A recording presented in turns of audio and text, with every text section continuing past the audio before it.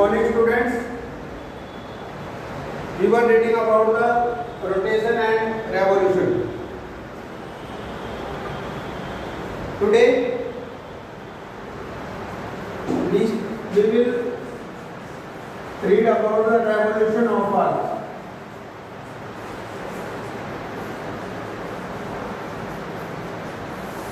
Revolution of the Earth.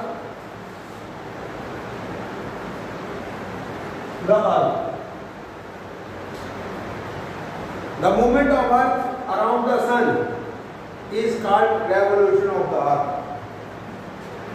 Earth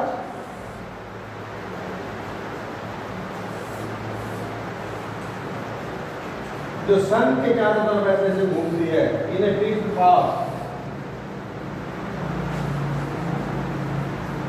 revolve around the earth, ठीक है, जो घूमती है उसे हम क्या कहते हैं?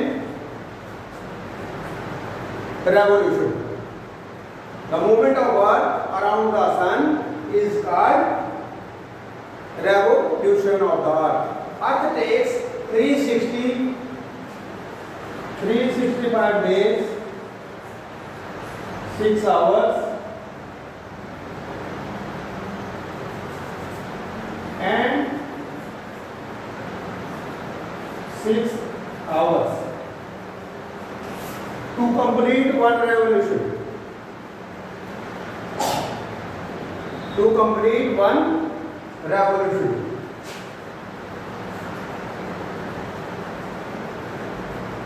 The earth moves from west to east.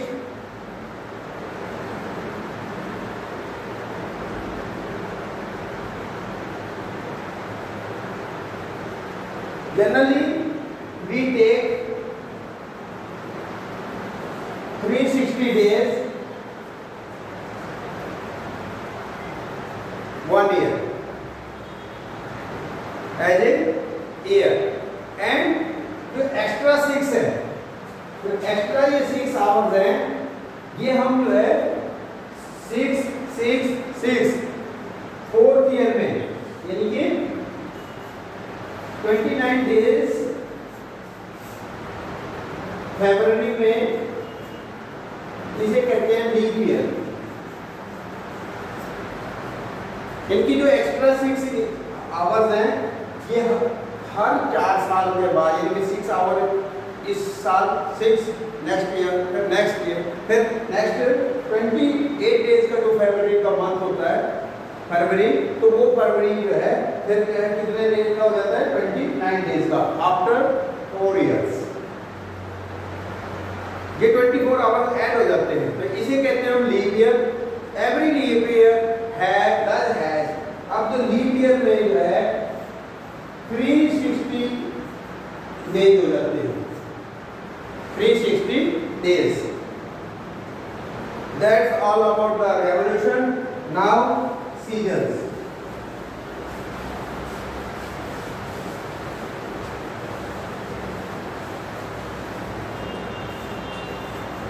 Seasons.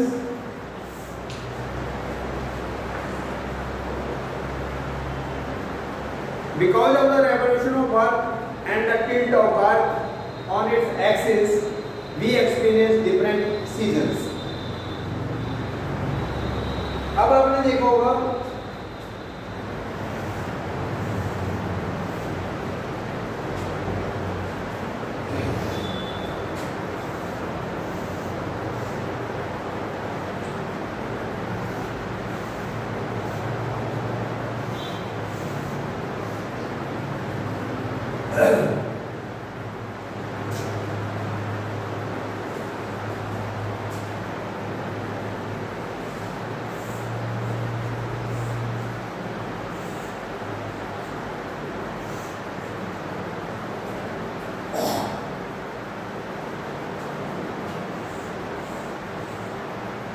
sun.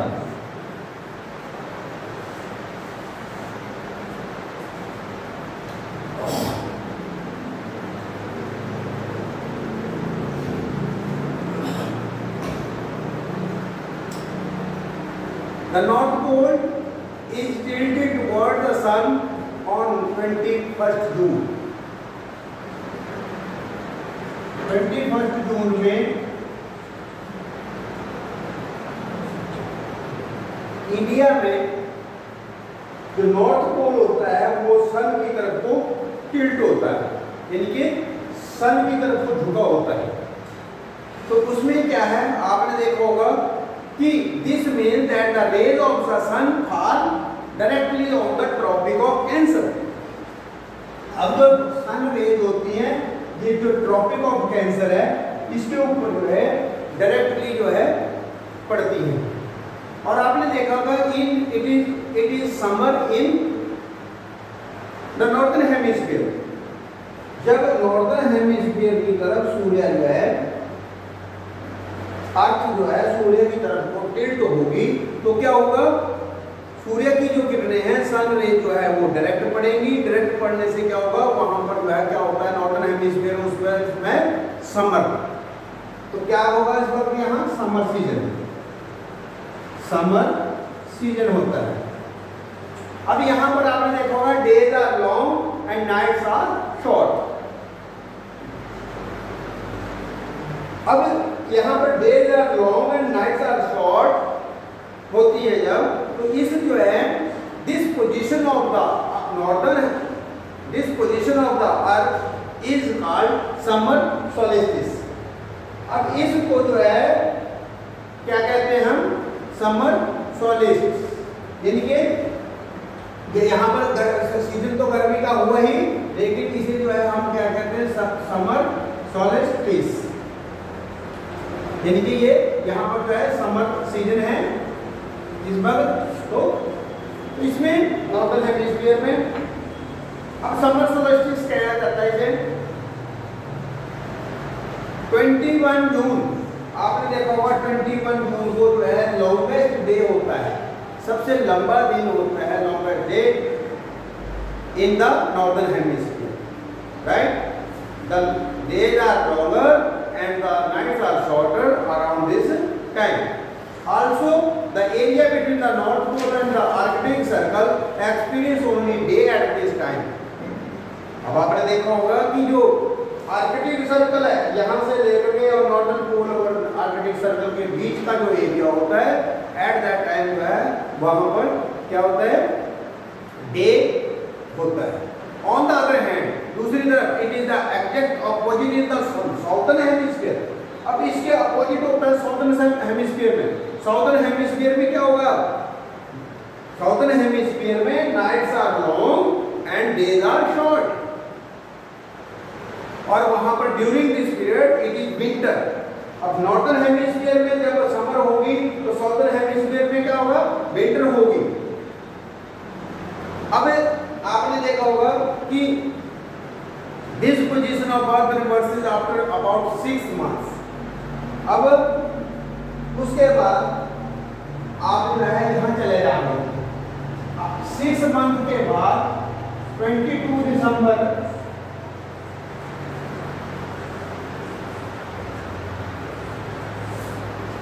इसे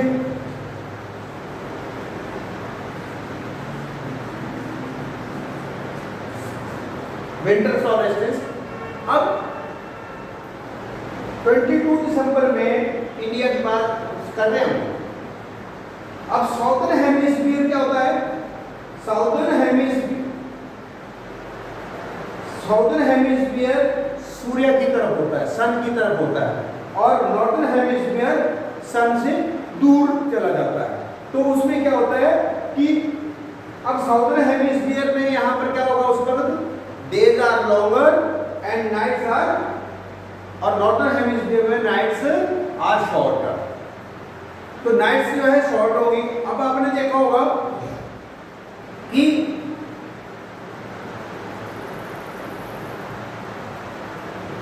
नॉर्थर्न हेमिस्फीयर में रात तो लंबी होगी, नाइट्स जो है लॉन्ग होगी, लेकिन डे छोटा होगा। लेकिन जो साउथर्न हेमिस्फीयर में डेज लॉन्गर होंगे और नाइट्स आर शॉर्टर होंगी, यानी कि इसके उल्ट होगा। अब हमारे यहाँ इंडिया में दिसंबर महीने में सबसे छोटा दिन हो जाता है। और हम नॉर्दर्न हेमिस्फीयर में आते हैं, तो इसलिए क्या होगा, यहाँ nights are longer and days are shorter. लेकिन जब सन रेज जो है इस पोजीशन में, इसे विंटर सॉल्स्टिस कहते हैं, तो इसमें जो है सन रेज कहाँ पड़ती है, डायरेक्टली ट्रॉपिक ऑफ कैप्रिकॉर्न के ऊपर। यहाँ पर जो है ट्रॉपिक ऑफ कैप्रिकॉर्न के ऊपर सन रेज डायरेक्ट पड़ती है। 21 जून में या जून महीने में क्या पड़ती है सन रेज, नॉर्दर्न हेमिस्फीयर में यानी कि ट्रॉपिक ऑफ कैंसर के ऊपर डायरेक्ट पड़ती है।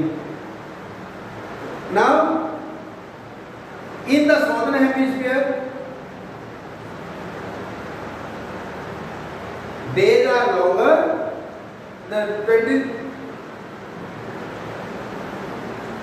in the southern hemisphere on 22nd December is the longest day and nights are shorter। आपने देखा होगा बड़ा दिन कहते हैं, क्रिसमस जब मनाते हैं तो वहां पर क्या होता है, दिन बड़ा होता है, क्योंकि वो साउदर्न हेमिस्फीयर में जो लोग पढ़ते हैं तो वहां पर दिन बड़ा होता है, और लेकिन हमारे यहां दिन छोटा होता है।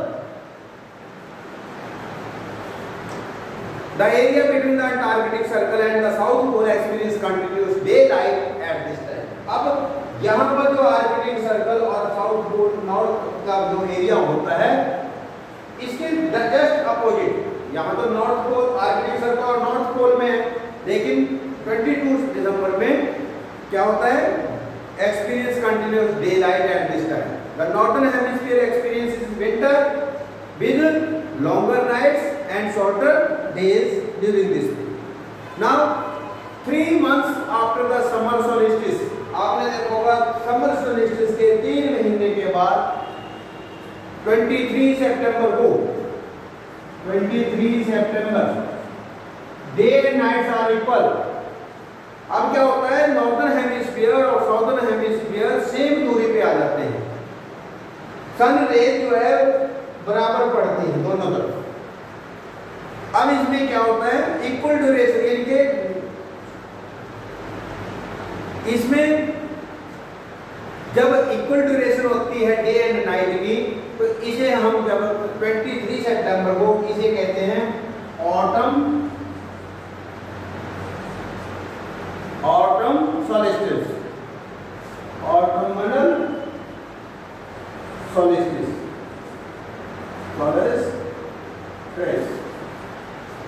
ठीक है, सोलिस्टिस।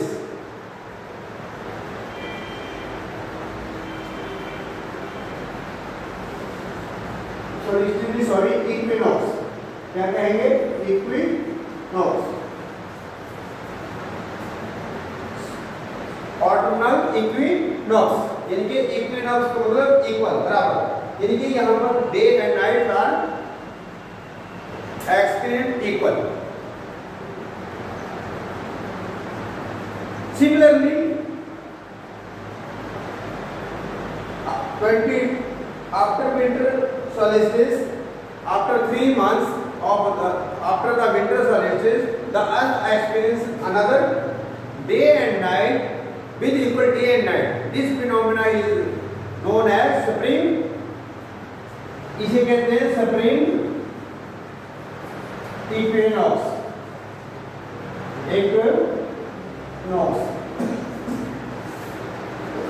आपने देखा होगा यहाँ जब सितंबर में अभी जो है दिन रात बराबर होने के बाद आपने देखा होगा कि days are becoming shorter and nights longer होनी शुरू हो गई है। तो आपने देखा यहाँ पर अब क्या होता है, ऑटम सीजन, इसीलिए जो है इसे ऑटमनल इक्विनॉक्स कहते हैं, और यहाँ पर जो है स्प्रिंग इक्विनॉक्स, क्योंकि ये 21 मार्च, ये पोजीशन कब आती है, 21 मार्च में। 21 मार्च में डे एंड नाइट इक्वल होंगे, तो उस वक्त आपने देखते हैं स्प्रिंग सीजन होता है, तो इसलिए इसे जो है स्प्रिंग इक्विनॉक्स भी कहते हैं और वर्नल इक्विनॉक्स भी कहा जाता है।